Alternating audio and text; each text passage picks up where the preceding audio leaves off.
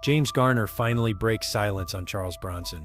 James Garner was born James Scott Bumgarner on April 7, 1928, in Norman, Oklahoma, and he became a beloved American actor whose laid-back charm, handsome face, and authentic acting style secured his place as one of Hollywood's most enduring and respected stars. Garner's career ultimately spanned more than 5 decades, embracing the worlds of television, film, and voice work, and his influence left an indelible mark on American pop culture. His journey started from humble beginnings, and his persistent work ethic, coupled with his sincere performances, captured the hearts of audiences all over the world. A difficult childhood haunted him from the beginning, marked by the early passing of his mother and the presence of an abusive stepmother, which compelled him to leave his home when he was still quite young. He never finished high school, instead joining the Merchant Marine near the close of World War II, and later served with the U.S. Army during the Korean War, where he earned 2 Purple Hearts. This military service reflected a genuine bravery and deep-seated resilience that audiences would later see mirrored in many of the characters he brought to life. He started his acting career in the early 1950s, a development that came about almost by accident following a brief period of modeling. Garner's true break came with the role of Brett Maverick in the smash hit television series Maverick, which ran from 1957 to 1962, and this is where everything changed. Unlike the traditional, silent, gun-toting cowboys of the time, Brett Maverick was quick-witted, utterly charming, perpetually reluctant to engage in fisticuffs, and he much preferred to outsmart his opponents rather than drawing his weapon. Garner's clever performance instantly redefined the Western hero archetype and rocketed him to international stardom. His portrayal proved so popular that even after he left the original series, the name Maverick remained forever linked to Garner's smooth, sly, and deeply likable persona, which meant his public image was set. His film career also exploded with notable roles in a variety of pictures, including The Great Escape in 1963, where he shared the screen with Steve McQueen, the Americanization of Emily in 1964, alongside Julie Andrews, and the romantic comedy Mover, Darling in 1963 with Doris Day. The result was a demonstration of his impressive versatility as he effortlessly shifted from comedy to drama and action to romance. In 1970, he took on a serious and complex role in I Never Sang for My Father, earning significant critical acclaim for his emotionally nuanced and restrained performance. One of his most recognizable and beloved roles arrived with Murphy's Romance in 1985 opposite Sally Field, which ended up earning him an Academy Award nomination for Best Actor, a crowning achievement that underscored the depth and staying power of his talent.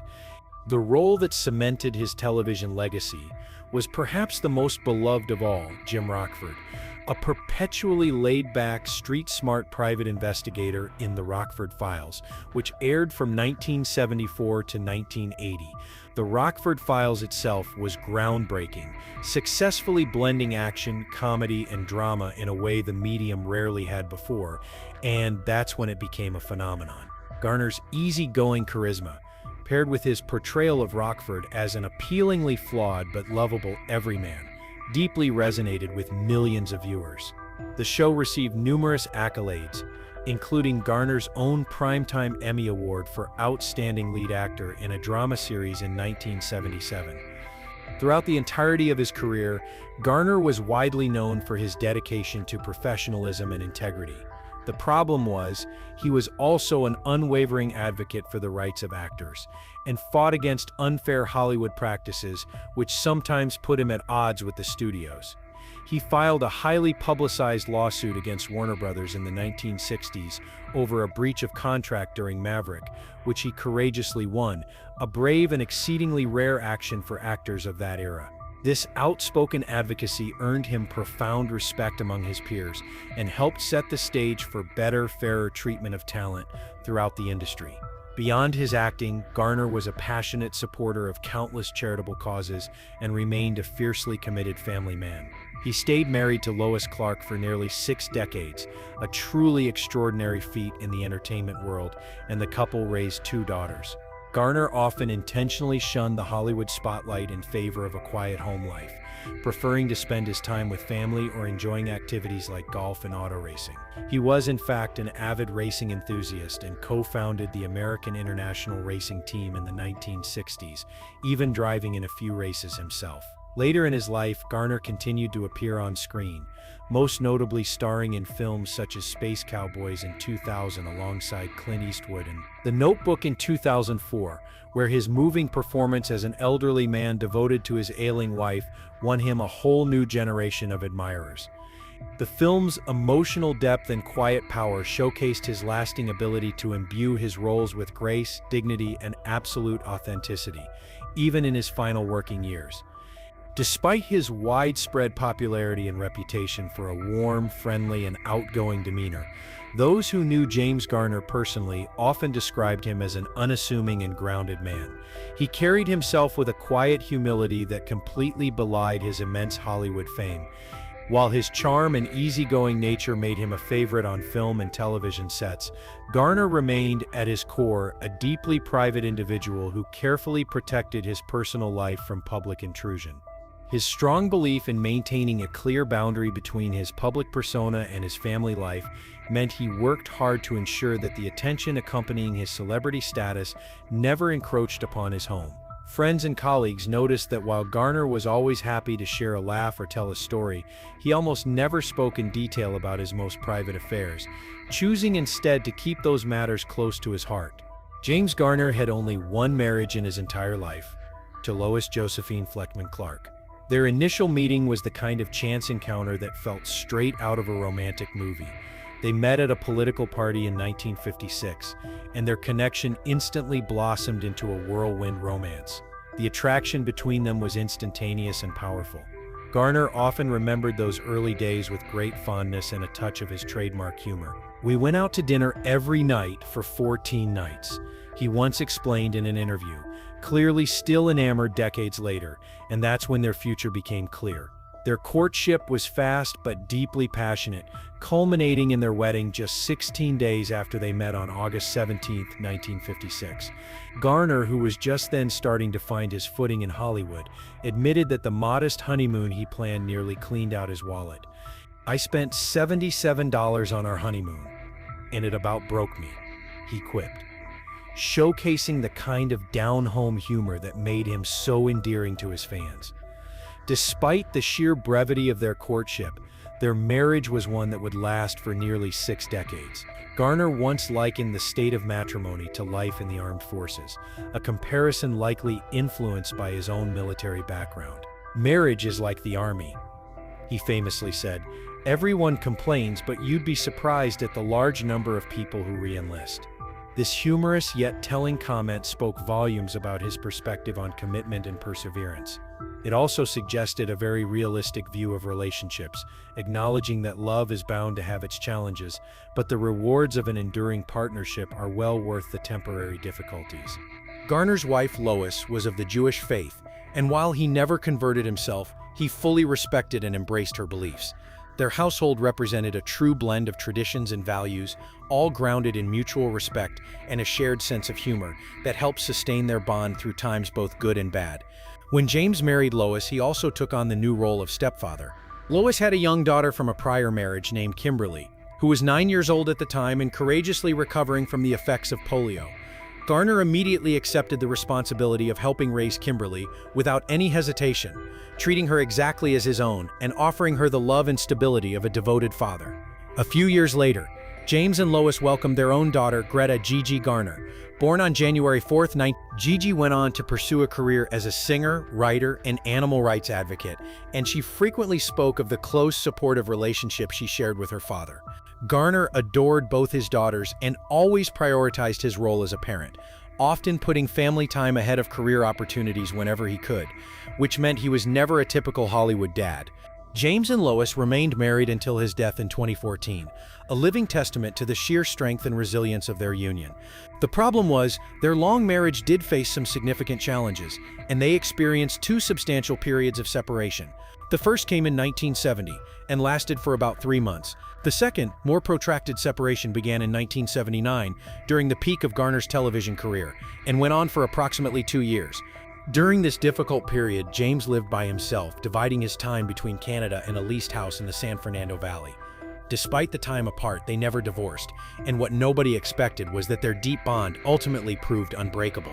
In September 1981, James and Lois reunited, reaffirming their commitment to one another and remaining together for the remainder of Garner's life. Garner was later candid in interviews about the true reasons for their separation. He consistently made it clear that the time apart was not the result of personal or marital discord, but rather a direct consequence of the mounting pressures of his acting career. By the late 1970s, Garner was the unchallenged star of the Rockford Files, a role that placed enormous physical and emotional demands on him. As the lead actor, he had to appear in almost every scene of the show, and his workload was truly relentless. Compounding the situation, he suffered from chronic pain due to severe arthritis in his knees, along with back and neck problems that had troubled him since a serious injury sustained while performing stunts. The sheer physical toll of the show, combined with constant studio pressure and punishing working hours, eventually became completely overwhelming. When Garner finally walked away from the Rockford Files in 1979, it wasn't because he wanted to leave his family, it was because he desperately needed the space to recover mentally, physically, and emotionally. "I just needed to be alone for a while," he later explained, making it clear the decision was driven by necessity, not estrangement. He used this time to rest, to reflect, and to heal from the exhaustion of being constantly in the public eye. The result was that he eventually found his way back, both to his passion for acting and to the woman he loved. Their reconciliation in 1981 ushered in a quieter, more balanced period in Garner's life, a phase where he kept working, but also placed a much greater emphasis on the importance of family and health. Through all the trials and triumphs, James Garner's relationship with Lois remained one of profound affection and unwavering loyalty. Their love story, though it certainly had its difficulties, was rooted in genuine friendship, mutual respect, and a lifetime of shared experiences, and this is where its meaning lies. It remains one of the lesser-known but most enduring legacies of a man who, despite all the glamour of Hollywood, never lost sight of what mattered most: love, family, and living with integrity. James Garner, the iconic actor known for his celebrated roles in Maverick and the Rockford Files, had a reputation for his incredibly quiet demeanor off-screen. Yet, in a rare and surprisingly candid moment, he finally broke his long-standing silence regarding his relationship with fellow acting legend Charles Bronson. These two men, both titans of Hollywood's classic era, worked together in the film The Great Escape and the question of their actual friendship or lack thereof had been the subject of endless speculation for years. For decades, rumors and whispers about the nature of their dynamic circulated among those in the industry. Some reports suggested that the two men had an openly antagonistic relationship on set, while others simply claimed they just didn't get along. Garner touched briefly upon his time with Bronson in his memoir, The Garner Files, but his comments were often cryptic, leaving readers to guess what truly happened between the two stars. The difference now is that in this new interview, Garner offered his most in-depth commentary on the matter to date, providing insights that allow for a deeper understanding of their complicated connection. Garner first encountered Charles Bronson during the principal filming of The Great Escape. At that time, both actors were still actively forging their names in the industry, though Garner was already well on his way to recognition from his television and film work. Bronson, on the other hand, had not yet fully achieved the leading man status he would later enjoy, which meant they were at different career points. Despite this, both men were becoming known for their tough guy personas, and on-screen their characters shared a clear bond as part of the group of Allied prisoners of war, planning to escape a German POW camp. Behind the scenes, however, things were considerably less harmonious. Garner recalled that Bronson, while a true professional, was an incredibly quiet and reserved person, a personality that sharply contrasted with the gregarious and easygoing nature of Garner. This profound difference in their temperaments created an atmosphere of awkwardness, with Garner admitting that he often felt a real disconnect from Bronson. Bronson, according to Garner, was not a man for small talk, and his intense stoic demeanor on set stood in sharp relief against Garner's much more lighthearted and friendly approach. Both actors became synonymous with the tough guy image in Hollywood, but the manner in which they embodied their personas was vastly different. Garner, famous for his roles in Maverick and the Rockford Files, consistently infused his characters with a strong sense of humor and charm. He became celebrated for playing men who were resourceful and witty, relying on intelligence and quick thinking to navigate difficult situations. Garner believed that showing vulnerability and humor when facing adversity made a character more human, more relatable, and more engaging for audiences. Charles Bronson's characters, conversely, were the epitome of stoicism and unyielding toughness.